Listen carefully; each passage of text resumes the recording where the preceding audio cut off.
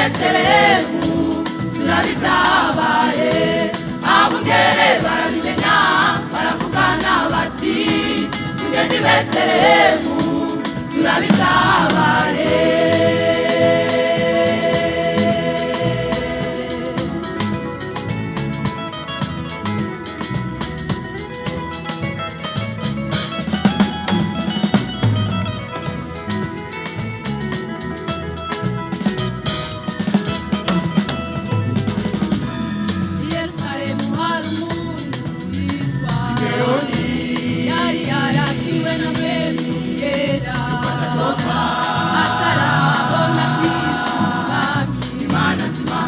Yerusalemu hari umuntu yitwa Leoni yari yarabwiwe na mwemu yera atazopfa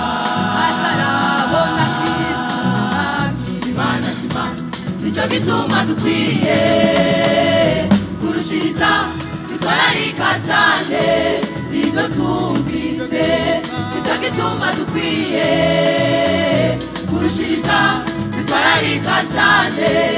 ivyo twumvise